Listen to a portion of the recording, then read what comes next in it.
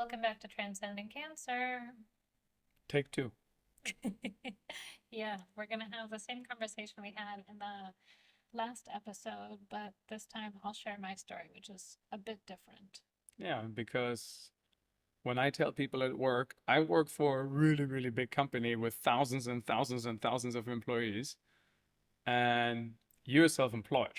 Correct. So, so when you knew you had cancer, the CEO knew that you had cancer, the head of HR knew that you had cancer, and everybody else knew that you had cancer. Yeah. So how did you kind of, I guess, from a work perspective, tell clients or acquaintances, work related acquaintances, and how did that feel? Yeah.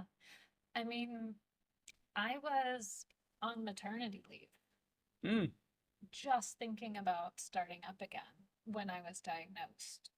So, in a way, that gave me space to tell people in my own time.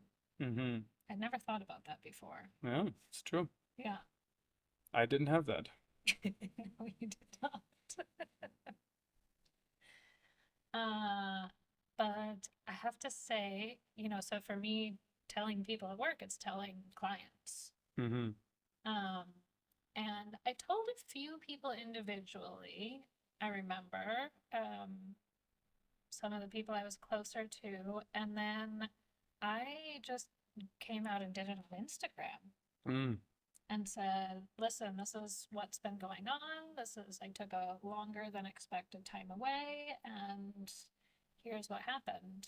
mm, Um, and, for me, I also, we had our fears and our perceptions of cancer differed, obviously, because of context and life around us. And so for me, I remember feeling really ashamed because mm-hmm.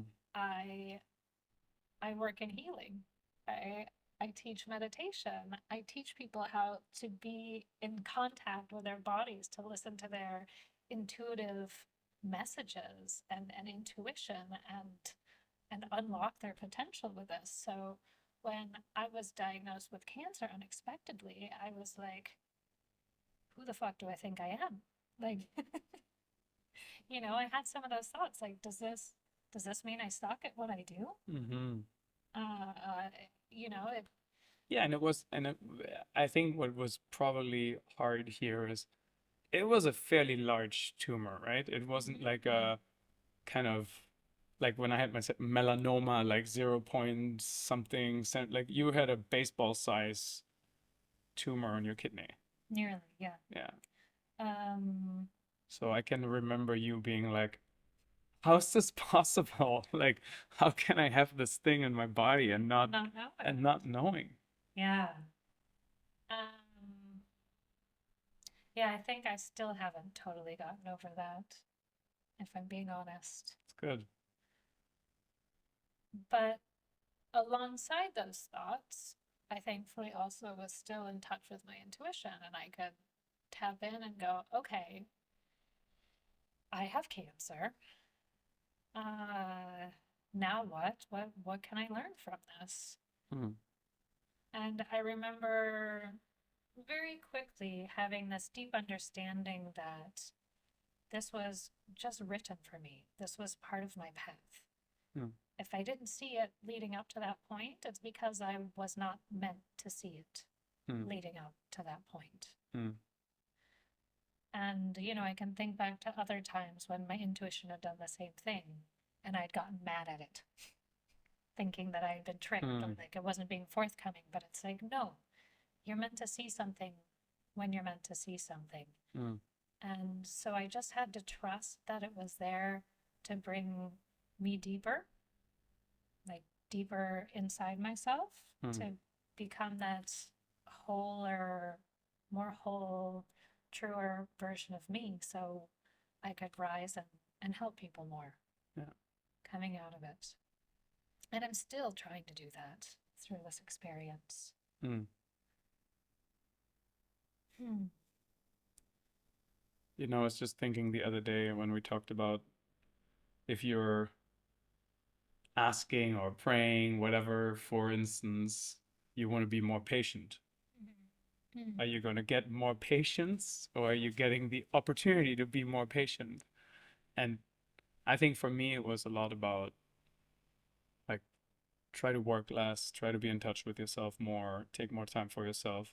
And I don't think I really heard that message the first time around clear enough. Mm. I think I heard it much clearer when you got sick Mm. after. And even now, I'm still not, I'm just reflecting, I'm still not fully in tune with it, but progress has been made. Like, I think that's also fair. Mhm. And I'm wondering if it's the same for you. If you were like, you know, you were asking for, oh, I want to be like the most intuitive person ever. and and then you got an opportunity. Step up to it. Yeah. Yeah, I think that was part of it. I think so.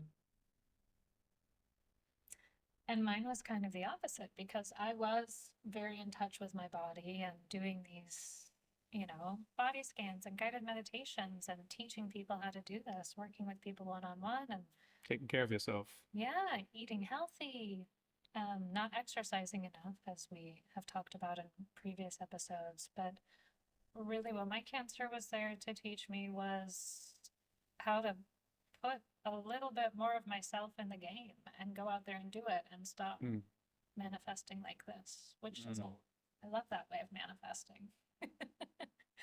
But to do big things and make big traction, I had to take bigger, regular, consistent actions.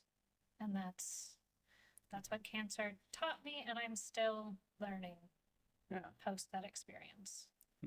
Commanding more of yourself. Yes. Commanding. Not demanding. No, commanding. Commanding. We had a big conversation around that topic the other day. Just 2 days ago. But yeah, for me, it's demanding a little bit less of myself in certain ways. And probably the golden middle is somewhere in between you and me. So right here. Right there. Mm-hmm. Maybe we need to come closer to each other. But for sure we can learn from each other. And I think that's really, really good.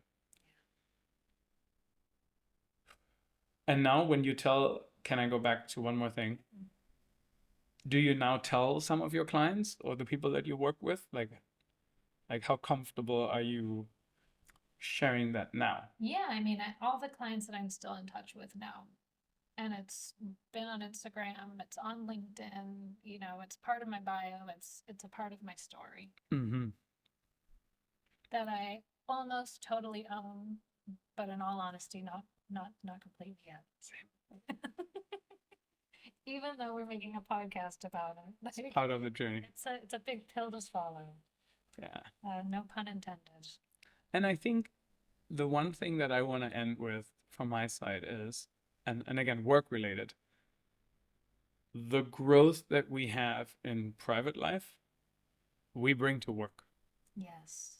So if you have gone through something like this in your private life, even if you don't want to share at work, which is totally fine, but the growth you're getting from it, you're bringing to work.